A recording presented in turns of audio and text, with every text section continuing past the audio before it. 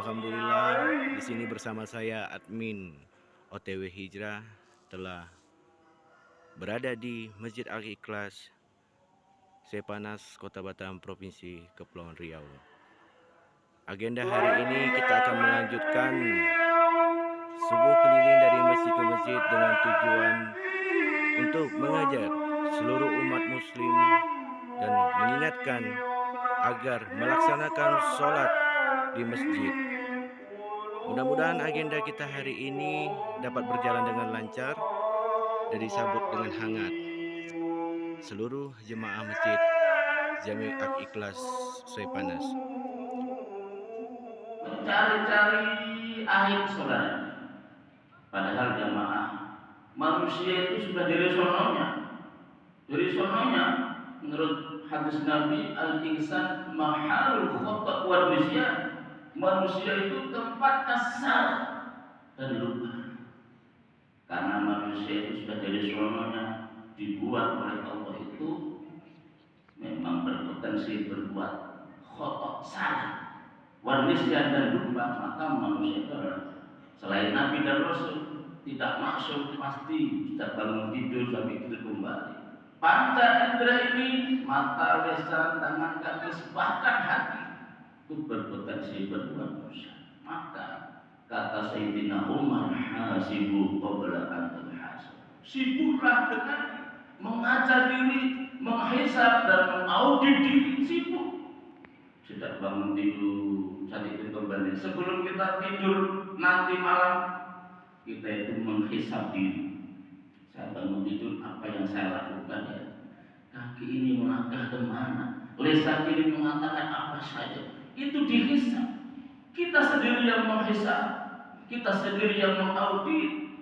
Apabila kita ingat dosa-dosa mata kita, lisan kita, tangan kaki kita, maka kemudian kita usahakan kalau itu terkait dengan dosa-dosa hakul adami, menyakiti hati orang, merugikan orang, catat seberat. Dan besok paginya target amal pertama adalah minta maaf, minta halal kepada orang yang kemarin kita sakiti hati. Kalau itu terkait dengan dosa kepada Allah, maka segera minta ampun. Bangun malam hari itu tahajud qiyamul lail. Inilah yang mendorong para ulama, para waliullah selalu mudah bangun malam. Kenapa? Sebelum tidur sudah ingat dosa-dosanya dan apa yang akan dilakukan nanti di malam hari dan besok pagi. Jadi dosa-dosa terkait dengan manusia, dosa-dosa terkait dengan Allah itu sudah diingatnya, sudah dicatatnya. Ia tidak pernah sibuk mengorek-ngorek dan mencari aib orang lain.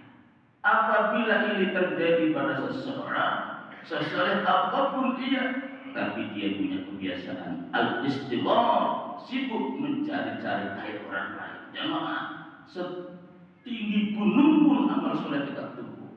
Maka tahuilah kata pengarang kitab ini, amal tersebut hilang pahalanya. Jadi jamaah, jangan sampai kita jadi orang soleh, banyak amal solehnya, banyak kita misalnya orang kaya kita banyak amalnya, kemudian kita tercelik, jangan sampai.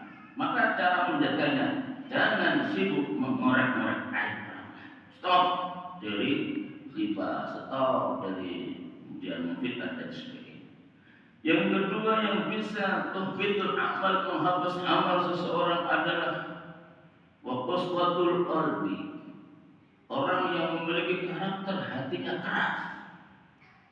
keras, merasa dirinya sudah cukup, dirinya sudah paling alim, dirinya sudah paling soleh, sehingga kesalahan apapun yang tadi sudah diingatkan di awal bahwa manusia itu berpotensi berbuat salah dan lupa, suatu saat diingatkan oleh orang, diingatkan oleh saudaranya atau sahabatnya, marah, nggak pernah anti kritik, nggak bisa dikritik, nggak bisa diingatkan, hatinya keras, merasa sudah paling benar.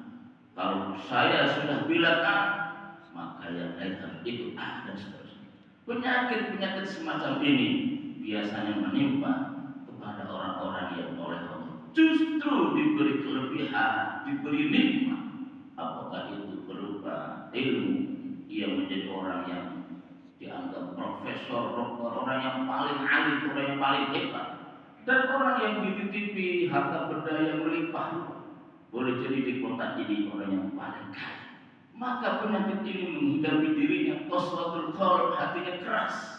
Maka ketahuilah, kalau orang sudah terjangkit penyakit qaswatul qalb, hatinya keras ini, amal yang sebanyak apapun bisa gugur dan hilang pahalanya.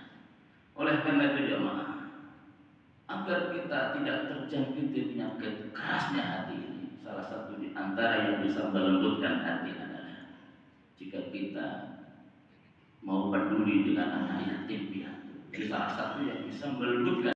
Selesai juga tausiah hari ini disampaikan oleh Ustadz Kiai Haji Zamzuri Saud Al-Hafiz dan dilanjutkan sarapan bersama tim subuh keliling dan jamaah Masjid Jami Al-Ikhlas.